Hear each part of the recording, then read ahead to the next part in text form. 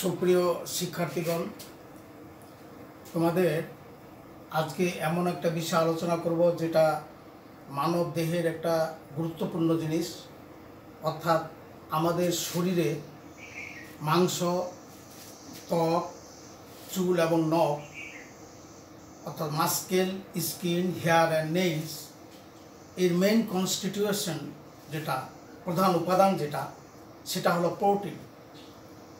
এই প্রোটিন থেকে amino acid. তো প্রোটিন বুঝতে গেলে আগে অ্যামাইনো অ্যাসিড সম্পর্কে বুঝতে হবে।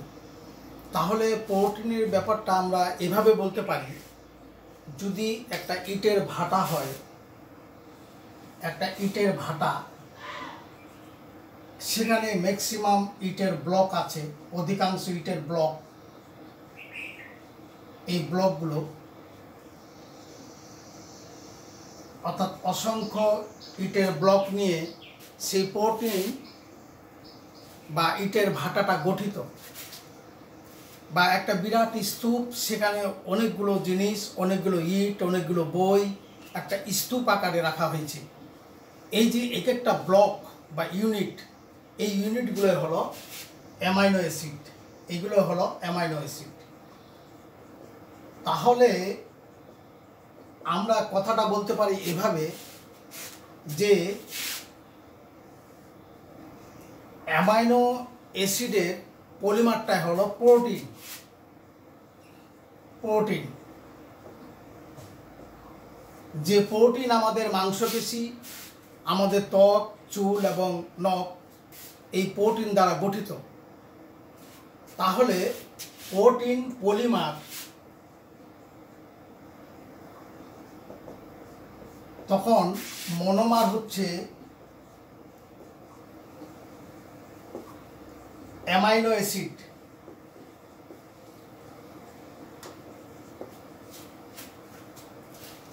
Amino acid is the monomer of protein and protein is the polymer of amide or amino acid.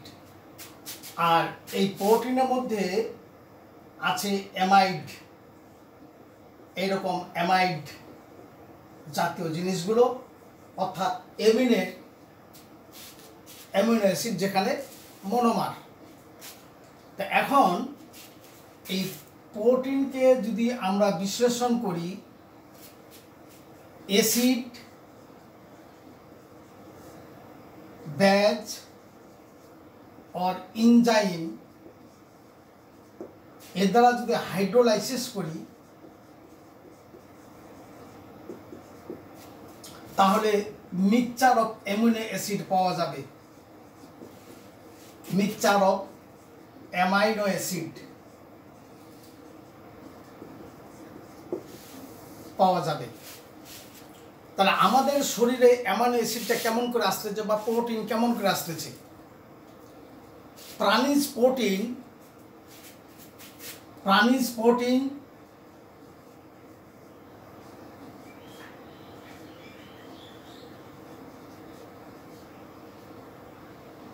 Protein এবং উদ্ভিদ প্রোটিন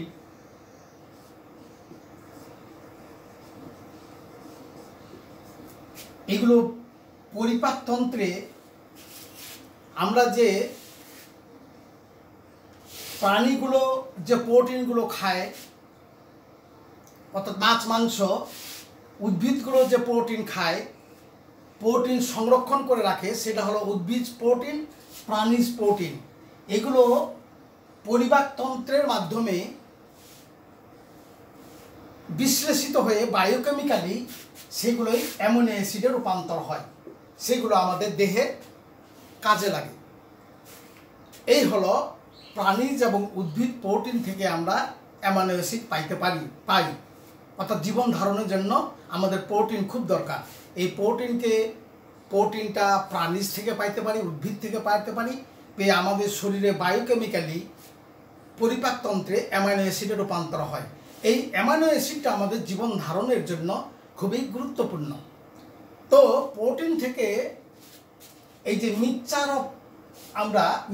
অফ অ্যামাইনো অ্যাসিড পেলাম, এর মধ্যে 20টি অ্যামাইনো অ্যাসিড খুবই গুরুত্বপূর্ণ। এই 20টির মধ্যে 10টি অ্যামাইনো অ্যাসিড এসেনশিয়াল এন্ড 10টি হইল নন এসেনশিয়াল। তার মানে অ্যামাইনো অ্যাসিড থেকে যে 20টি গুরুত্বপূর্ণ, আমরা প্রোটিন থেকে যে 20টি অ্যামাইনো অ্যাসিড পাই, তার মধ্যে 10টি হলো এসেনশিয়াল, 10টি হলো নন এসেনশিয়াল। এসেনশিয়াল বলতে বোঝাচ্ছে এগুলো খাদ্যের মাধ্যমে এই অ্যামাইনো অ্যাসিডগুলো আমাদের গ্রহণ করতে হয়। আর নন এসেনশিয়াল হলো আমাদের শরীরে যে কোষ আছে বা টিস্যু আছে, এই টিস্যুগুলোর কাছ থেকে স্বতঃস্ফূর্তভাবে এগুলো তৈরি হয়। 10টি ওইগুলোকে বলা হচ্ছে নন এসেনশিয়াল। তার মধ্যে আমরা পাবো গ্লাইসিন, অ্যালানিন, ভ্যালিন ইত্যাদি। আর এখান থেকে পাবো সিস্টিন ইত্যাদি, হিস্টিডিন, প্রোলিন ইত্যাদি। আমরা অ্যামিনো অ্যাসিডের যখন ক্লাসিফিকেশন করব তখন এই বিষয়ে আরও বিস্তারিত আলোচনা করব। তো এইগুলো অ্যামিনো অ্যাসিড সম্পর্কে আমাদের আলোচনা। তার মানে প্রোটিন আলোচনা করলে অ্যামিনো অ্যাসিডকে জানতেই হবে। এবং প্রোটিনটা হলো is the main constitution of the human body, বিশেষ করে mainly muscle, skin, hair and nails. These are all constituted by proteins, and by the hydrolysis of proteins in presence of acid, basic or any enzymes, mixture of amino acids will be obtained, and these 20 number of amino acids are very important. Among of them 20 amino acids are essential and 10 amino acids are essential and another 10 amino acids are non-essential. That is, those amino acids are secrets from cell. This is the non-essential. And those amino acids can be obtained from food. These are essential amino acids. তো যাই হোক, এখন আমরা এই amino acid সম্পর্কে একটা ধারণা পাইলাম। এখন রাসায়নিকভাবে এই অ্যামাইনিক অ্যাসিডটা আমরা কেমন করে চিনতে পারবো? এত বড় একটা গুরুত্বপূর্ণ জিনিস, এই গুরুত্বপূর্ণ জিনিসটাকে আমরা রাসায়নিকভাবে তার চেহারাটা একটু দেখে আসি। অর্থাৎ অ্যামাইনো অ্যাসিডের সংকেত, রাসায়নিক গঠন যেভাবেই বলি না কেন, অ্যামাইনো অ্যাসিড আমরা কেমন করে বুঝতে পারবো? এই অ্যাসিডটা খুব একটা ইন্টারেস্টিং অ্যাসিড।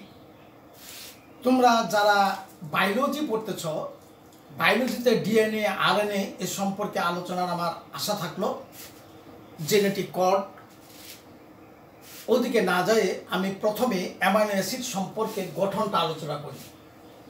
অ্যামাইনো অ্যাসিডের এই অংশটা কার্বক্সিল গ্রুপ।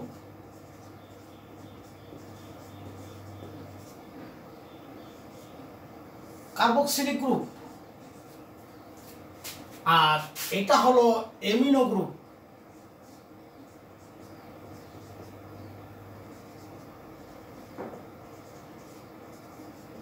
অ্যামিনো গ্রুপ এটা বেসিক ইন নেচার, এটা অ্যাসিডিক ইন নেচার।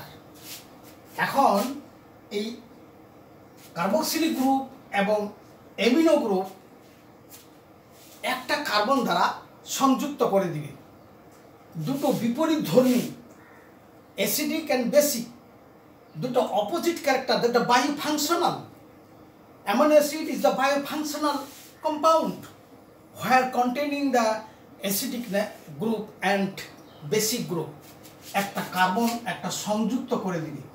এই কার্বন দুইজনকে সংযুক্ত করে দিল এবং এর সঙ্গে হাইড্রোজেন এবং আর, এইটাকে বলা হয় আলফা কার্বন, অর্থাৎ এইটাকে বলা হবে আলফা অ্যামিনো অ্যাসিড।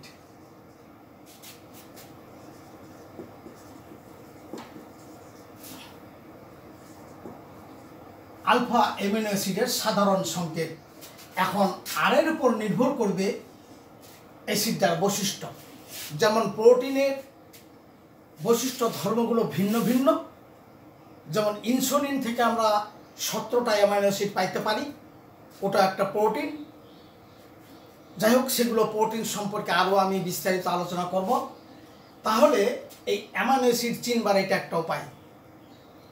এটা অ্যামাইনো অ্যাসিডের সাধারণ সংকেত, জেনারেল ফর্মুলা।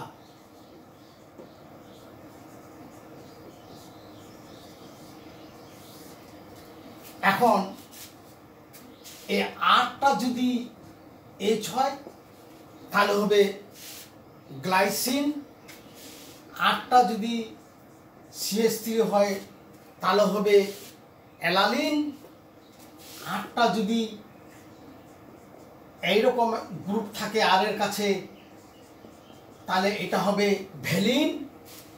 ইত্যাদিভাবে আমরা 20টি গুরুত্বপূর্ণ অ্যামাইনো অ্যাসিডের ক্লাসিফিকেশন আমরা পড়ব, আর এর উপরে নির্ভর করবে। এখন এই আর এর কাছে এই অ্যামিনোমূলক কার্বনের কাছে আর হাইড্রোজেন,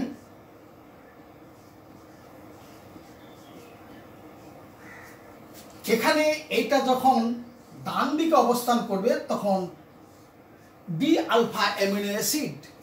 এখন যেহেতু এটা হলো কাইরাল কার্বন, এটা যখন আবার মিরর, এটা অপটিক্যালি অ্যাক্টিভ। এই মিরর দর্পণে যখন এটা বাম দিকে আসবে, এটা হবে এল আলফা অ্যামিনো অ্যাসিড।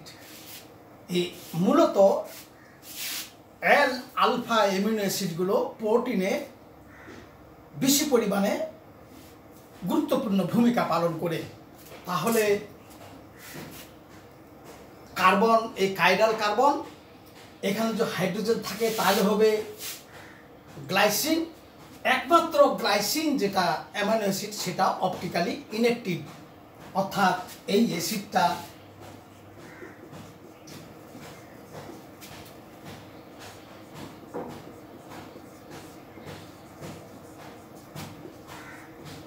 গ্লাইসিন এর মধ্যে কোনো কাইরাল কার্বন না থাকাতে একমাত্র এই 20টি অ্যাসিডের মধ্যে এটা একটা ব্যতিক্রম অ্যাসিড, যে অ্যাসিডটা অপটিক্যালি ইনঅ্যাক্টিভ।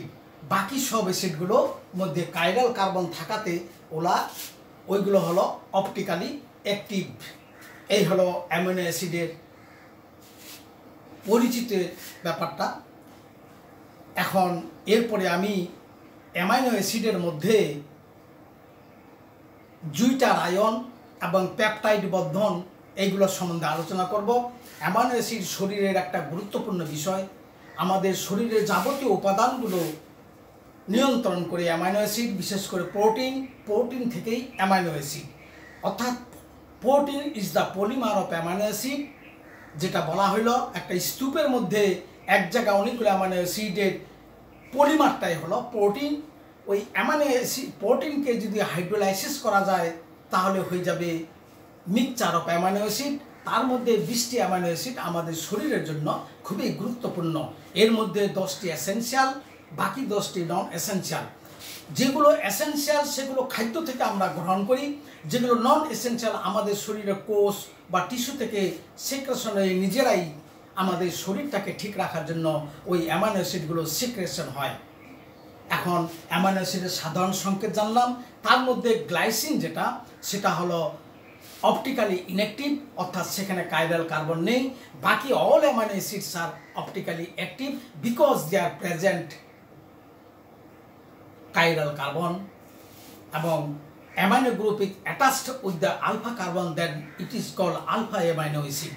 আমরা পরবর্তীতে জুইটার আয়ন, পেপটাইড বন্ধন এবং ক্লাসিফিকেশন অফ অ্যামাইনো অ্যাসিড এ সম্পর্কে আলোচনা করব। এই প্রাথমিক ধারণাটা তোমরা বারবার বইয়ের সঙ্গে কথাগুলো মিলে নিলে এই অ্যামাইনো অ্যাসিড সম্পর্কে জানতে পারবে। বায়োলজি বিভাগে জীববিজ্ঞানে অ্যামাইনো অ্যাসিড সম্পর্কে বিস্তারিত আলোচনা আছে। এখানে এই রসায়নের অ্যামাইনো অ্যাসিডগুলো এগুলো ভালো করে বুঝলে বায়োলজিটাও বোঝা তোমাদের কাছে খুবই সহজ হয়ে যাবে। এই পর্যন্ত আজকে তোমাদের সকলকে ধন্যবাদ।